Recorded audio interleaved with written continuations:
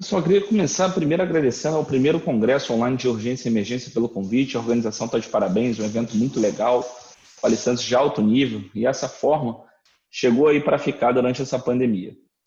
Aqui está um pouco da minha formação. Então eu sou médico, sou clínico, sou cardiologista, também tenho mestrado, também dou aula numa plataforma online no Jaleco. Aqui estão os meus contatos, o meu e-mail, minhas redes sociais, para quem quiser mandar mensagem, me adicionar, tiver qualquer dúvida, eu estou sempre à disposição. E eu fui convidado para falar um pouco sobre o manejo da insuficiência cardíaca aguda. A primeira coisa que a gente vai fazer, na verdade, é definir. São diversas definições e eu trago as duas principais aqui para vocês. Então, a insuficiência cardíaca aguda ela é definida como início rápido ou uma mudança clínica dos sinais e sintomas de insuficiência cardíaca, daquele paciente que já tinha uma IC crônica, resultando na necessidade urgente de terapia. Então, isso depois, essa questão da terapia é o cerne da questão, a gente vai ver detalhadamente mais para frente. Ela também pode ser nova ou pode ser uma descompensação de uma IC crônica ou até mesmo uma IC que a gente chama de alto débito secundário a casos específicos, como, por exemplo, hipertiroidismo, beriberi, gravidez e por aí vai. Em relação à questão epidemiológica, a incidência ela só vem aumentando. Ela está muito subestimada, ou melhor, talvez nem tão contabilizada em países subdesenvolvidos. Repare que nos países desenvolvidos, a incidência pode chegar a cerca de 2%. Os nossos dados relacionados ao DataSUS, a gente está falando lá de 2012. E olha só que interessante a taxa de readmissão em 90 dias, mais da metade desses pacientes. Os custos, obviamente, são altíssimos para qualquer tipo de sistema, seja ele público ou privado. E em 2030, a estimativa nos Estados Unidos é que ele ultrapasse a casa dos 50 bilhões por ano. Em relação à classificação, a gente pode dizer que a classificação da insuficiência cardíaca ela pode ser diastólica ou sistólica, pode ser direita ou esquerda, função preservada ou reduzida. Mas, na verdade, essas duas colunas elas estão falando a mesma coisa. Como a gente está falando, pessoal, na fisiopatologia de um sistema fechado, é claro que tudo o que acontece, todo o predomínio de um tipo de insuficiência cardíaca de um dos lados, haverá repercussão no outro.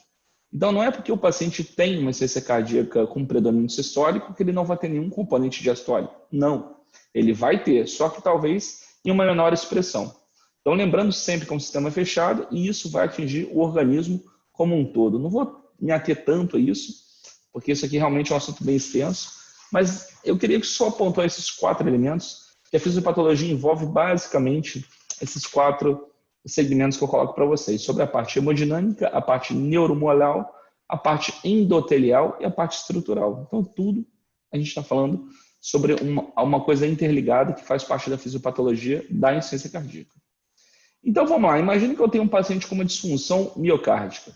Vamos pensar primeiro na parte do predomínio diastólico, cerca de 50% dos pacientes.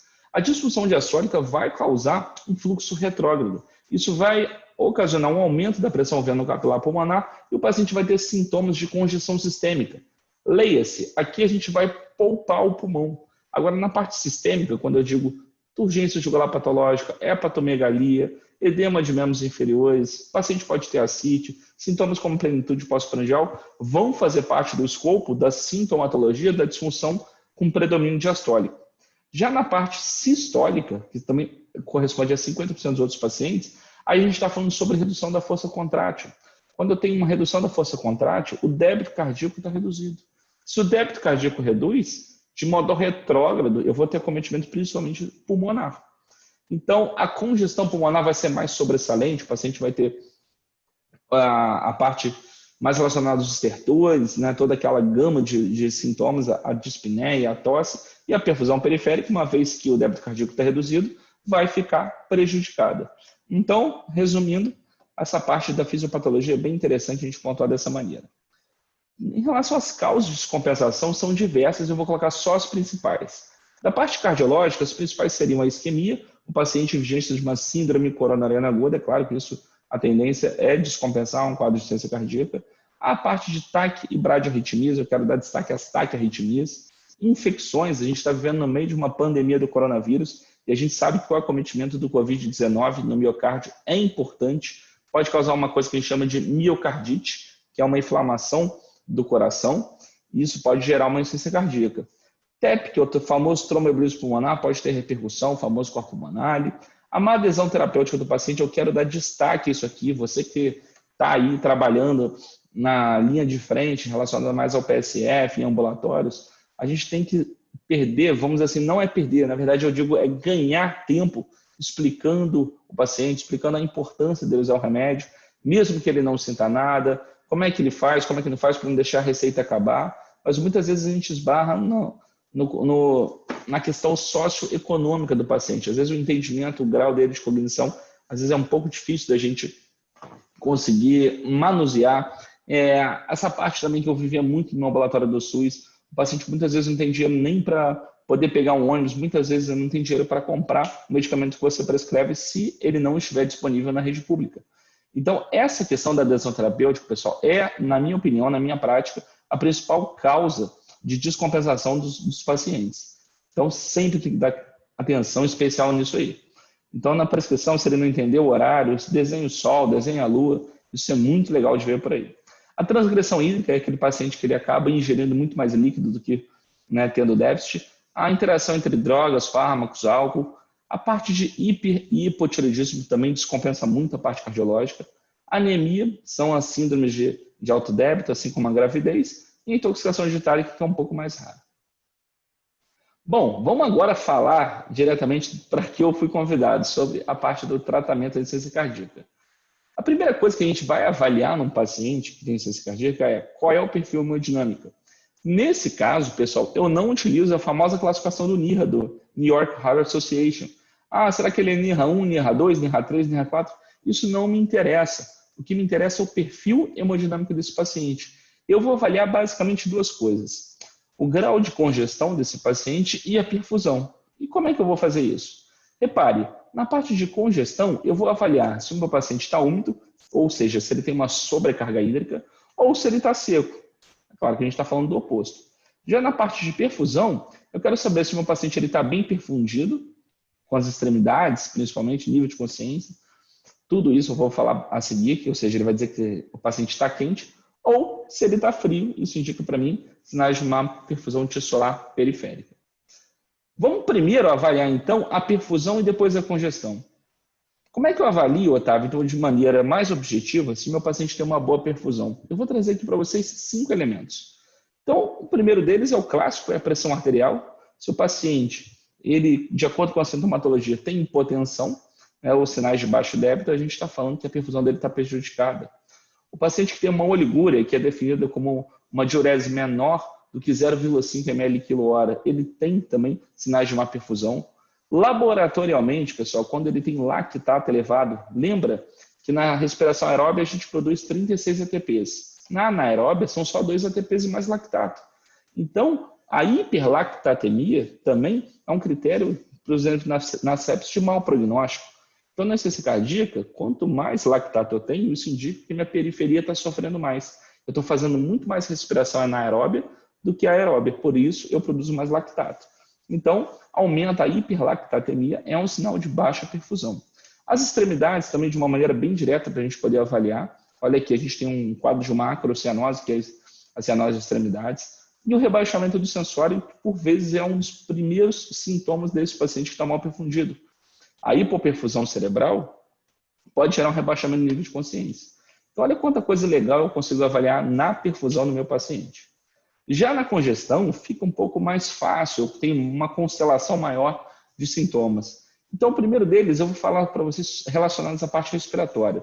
É aquele paciente que tem a clássica dispneia ou ortopneia, ele não consegue ficar em decúbito ventral, ele não consegue deitar, e a famosa dispneia paroxística noturna. O paciente não vai chegar para você e falar, doutor, eu estou com dispneia paroxística noturna. Não, isso cabe ao médico na entrevista conseguir arrancar do meu paciente. Como é que eu faço na prática? Eu sempre pergunto. Olha, você à noite acorda, às vezes com falta de ar, você tem que dormir com muito travesseirado, doutor, às vezes eu tenho que acordo à noite com falta de ar, eu tenho que ir na janela pegar um vento, ou então colocar um ventilador na minha frente. E lembro a vocês que dentre os critérios de Framingham, para diagnóstico de insuficiência cardíaca, a dispneia paroxística noturna é critério maior. Então é sempre primordial que eu pergunte isso.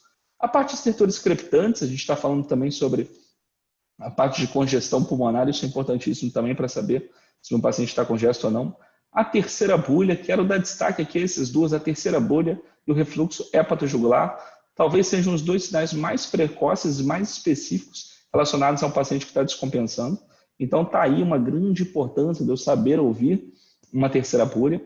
O refluxo hepatojugular não sai de moda, ele é importantíssimo também para a gente ver a sobrecarga volêmica do meu paciente. A turgência jugular patológica a 45 graus, importantíssimo, principalmente se o meu paciente tem um predomínio à direita. O paciente que tem anasarca, a gente tem a mania de dizer o seguinte: Otávio, o paciente que tem anasarca é porque ele está todo edemaciado. É verdade isso? Não deixa de ser, mas categoricamente, para o paciente ter anasarca, ele tem que ter acometimento de pelo menos 2 seroses. Ou ele pode ter, por exemplo, um derrame pericárdico, ou ele pode ter um derrame pleural, ou ele pode ter uma ascite. Então, são as 3 que a gente mais avalia. E, claro, com edema periférico importante. Edema de membros inferiores, a hepatomegalia.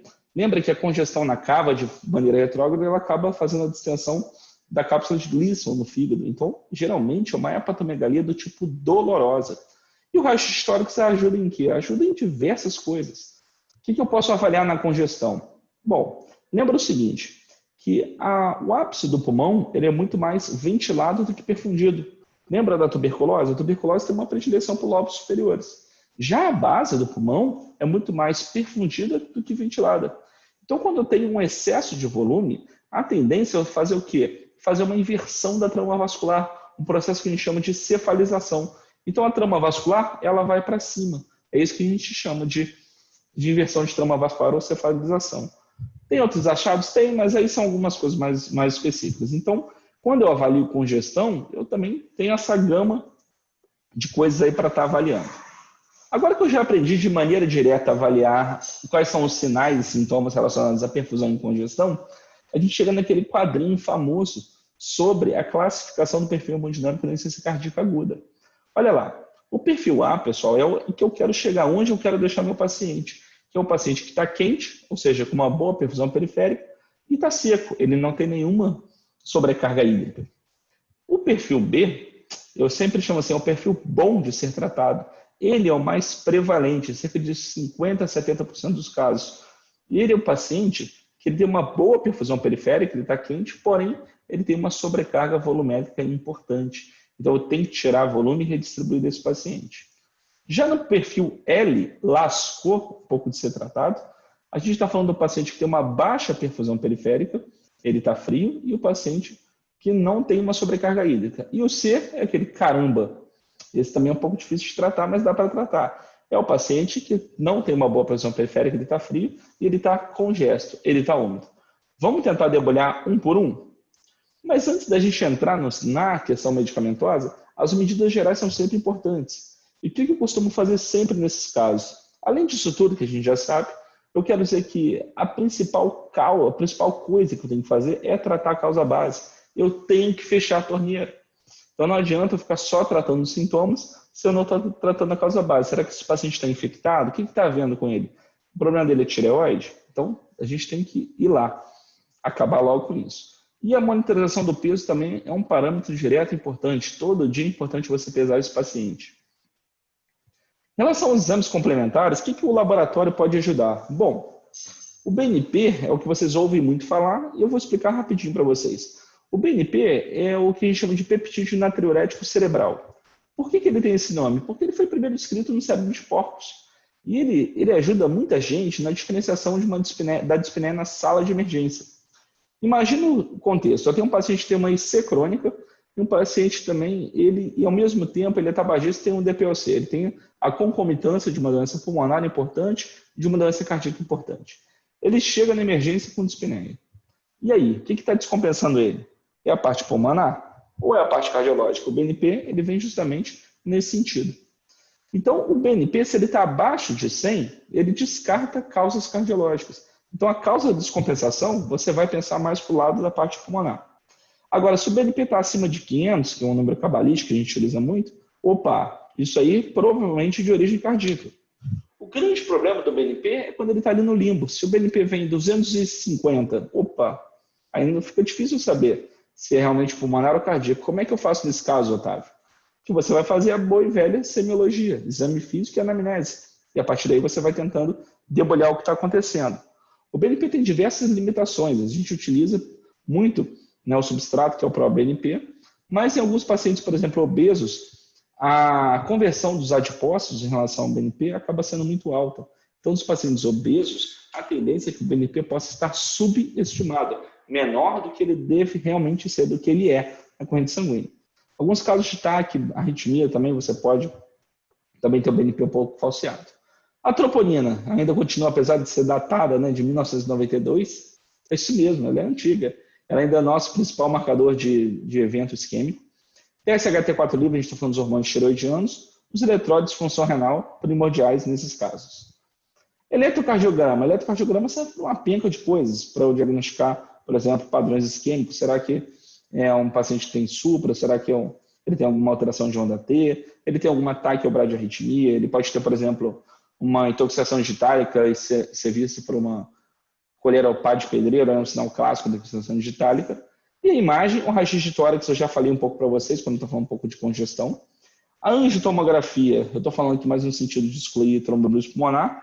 E o eco é primordial para ajudar a gente também, não só no que a gente vai avaliar a força, a contração cardíaca, se eu tenho alguma alteração segmentar, se eu tenho algum problema de válvula, eu posso avaliar também a veia cava, saber também de maneira indireta o grau de congestão do meu paciente. Então, olha quanta coisa legal eu posso fazer nesse caso. A única coisa que eu acrescentaria aqui também em alguns casos seria a gasometria arterial. Será que o meu paciente está acidótico? Será que ele tem o lactato muito alto? Então, isso ajuda a gente também. Então, vamos lá. Voltando na tabela para a gente poder guiar. A gente já falou que o objetivo realmente é que o paciente esteja quente seco. A gente está falando de mais ou menos 5% dos pacientes. O B está... Eu coloquei aqui para vocês, de 50% a 70% dos casos, e é o perfil bom de ser tratado. Lembra, então, que o perfil B é o paciente que tem uma boa perfusão, só que ele está congesto. Se ele está com boa perfusão, não preciso fazer nada em relação a isso. Agora, se ele está congesto, aí eu tenho que atuar. De que maneira? Bom, são 3 os pilares principais. Eu posso fazer os diuréticos, posso espoliar volume, posso fazer os vasodilatadores, justamente para redistribuir volume, e entra muito também, pessoal, aqui o famoso CPAP, quando eu faço a pressão positiva para o meu paciente para tentar melhorar a parte pulmonar. Quais são os diuréticos que eu tenho, que eu disponho? Aqui eu estou falando, obviamente, do diurético de alça, que é a furosemida e a bumetanida. A bumetanida não tem no Brasil, então a gente vai usar a boa e velha furosemida. Dentre os vasodilatadores, eu tenho o famoso tridil, que é a nitroglicerina, e o nitroprusiato de sódio, que é o famoso niprid, que a gente vai falar a seguir. Vamos desmistificar algumas coisas para ser objetivo para você? Olha lá. Existe alguma diferença em relação à infusão contínua ou administração em bolos da furosemida? Pessoal, não há diferença no desfecho em relação à mortalidade. Então, você que trabalha na UPA, você que trabalha em terapia intensiva na emergência, não tem problema você fazer infusão contínua ou bolos. Eu, particularmente, prefiro fazer bolos, que eu vou tateando, vou avaliando a diurese do meu paciente e todos os outros parâmetros. Tempo porta-furosemida ideal. Isso varia entre 30 a 60 minutos. É uma questão nova que a gente coloca nos guidelines, que é interessante quando o paciente chega com gesto, quanto tempo eu devo fazer a furosemida nesse paciente. E existe outra coisa interessante também, sobretudo naqueles pacientes que já utilizam diurético em casa, eles podem ter alguma certa resistência, alguma impregnação. Então entra um conceito interessante sobre o bloqueio sequencial do néfron. É aquela questão de eu poder fazer um bloqueio para utilizar, para eu ter, vamos dizer assim, uma maior facilitação, uma maior facilidade em relação à atuação dos diuréticos. E aí eu posso utilizar, por exemplo, a hidroclorotiazida, que é um diurético tiazídico, ou posso utilizar também a spironolactona, que é um diurético chatudo, um tubo coletor. Então eu faço a furosemida, posso fazer um tiazídico hidroclorotiazida, isso seria o que a gente chama de duplo bloqueio sequencial do néfron. Eu posso fazer o triplo bloqueio, que seria com a spironolactona. Sobretudo naqueles pacientes que têm resistência a diurético e já são usuários. Isso aqui ajuda muito.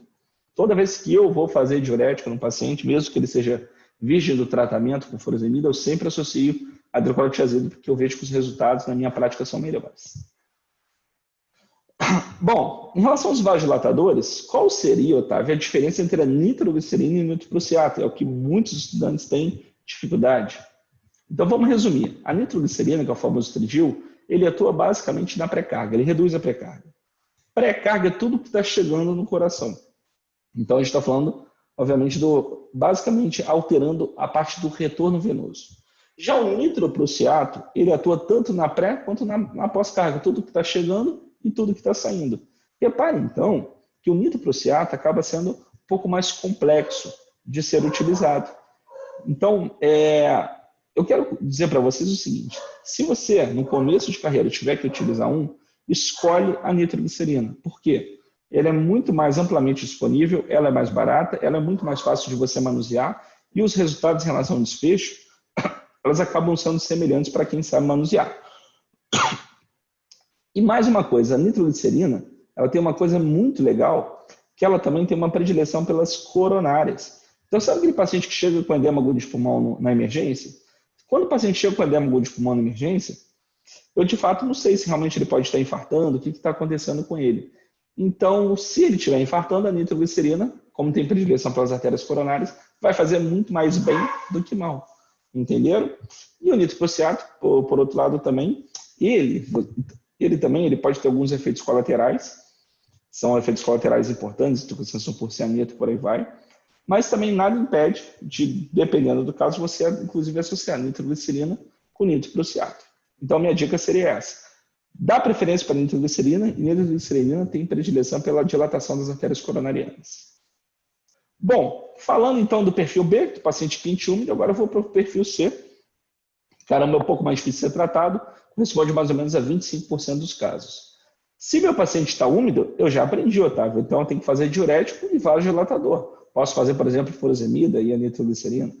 E se ele tiver frio, com baixa perfusão periférica? Aí, pessoal, eu posso entrar com os inotrópicos, que aumentam a força contrátil, então também posso entrar, em alguns casos, com os vasopressores, que aumentam justamente a resistência vascular periférica para melhorar o fluxo sanguíneo do meu paciente. Então, para quem que eu indico terapia inotrópica? Pessoal, para aqueles pacientes que têm hipopressão tecidual, pode ser também uma ponte para uma terapia definitiva, aquele paciente que está com necessidade cardíaca avançada e está, por exemplo, aguardando o transplante. Então, eu posso utilizar o inotrópico. E, por vezes, ele pode ser um componente de paliação. Especificamente, tem os três principais inotrópicos aqui, e eu quero falar para vocês sobre o levosimedan.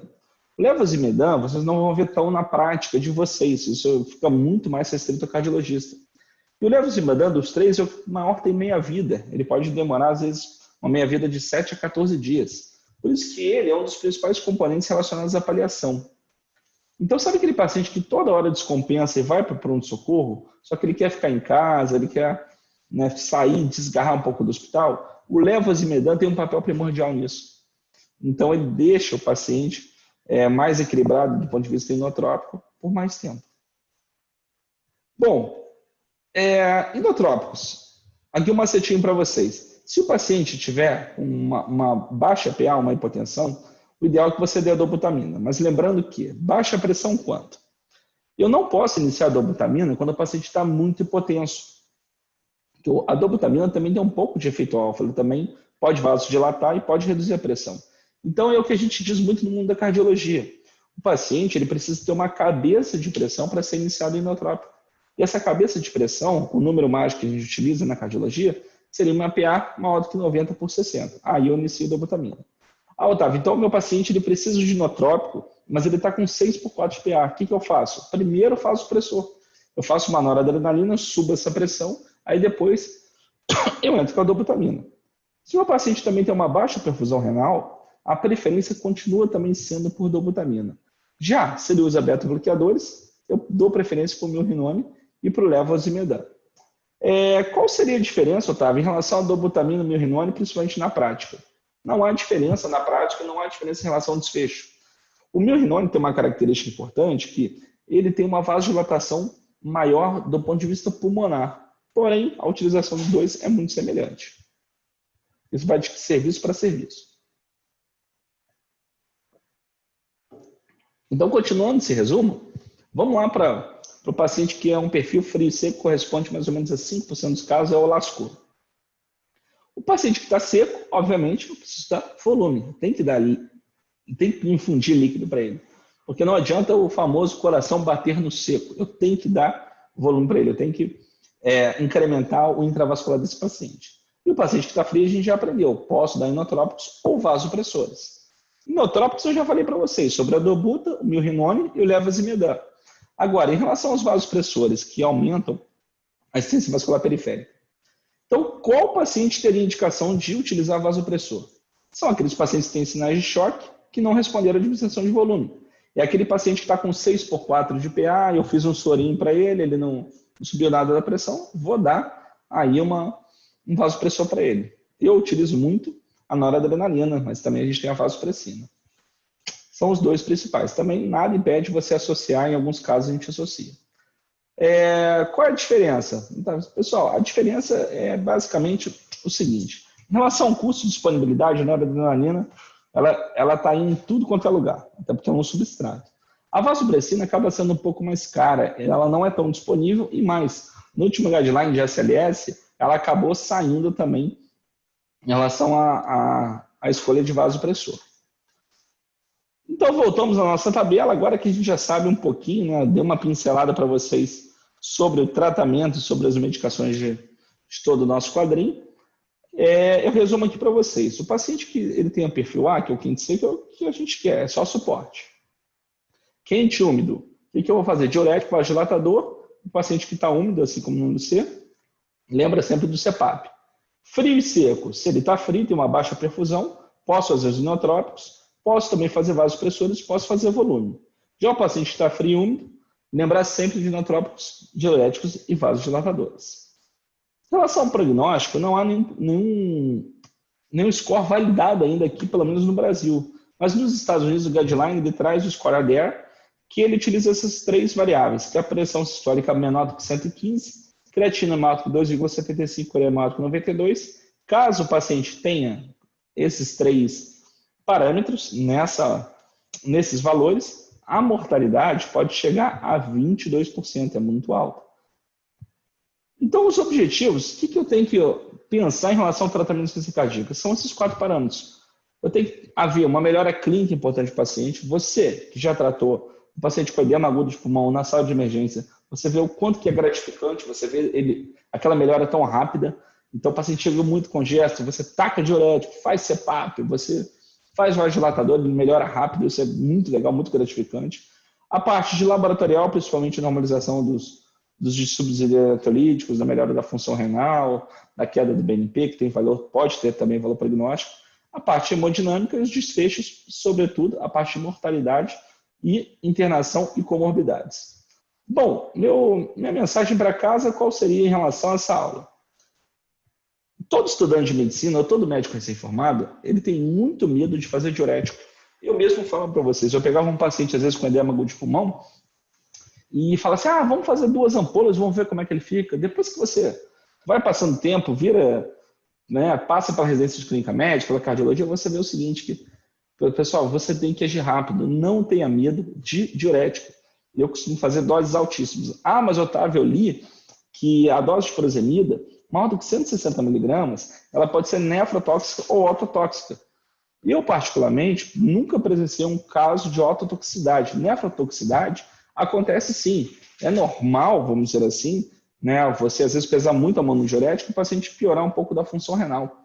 Porém, isso por vezes é transitório. Naquele momento você tem que escolher o que você vai fazer para ele. Então, a minha principal mensagem para vocês é reconhecimento precoce, não tenham medo de tratar e vão pensar sempre na causa básica. Então, mais uma vez, queria agradecer a organização do primeiro Congresso Online de Urgência e Emergência. Fico à disposição de vocês para qualquer eventual dúvida. Tá? Se você gostou também da aula, manda um e-mail para mim ou então manda lá uma mensagem na minha rede social. E grande abraço, parabéns pelo evento. Até mais.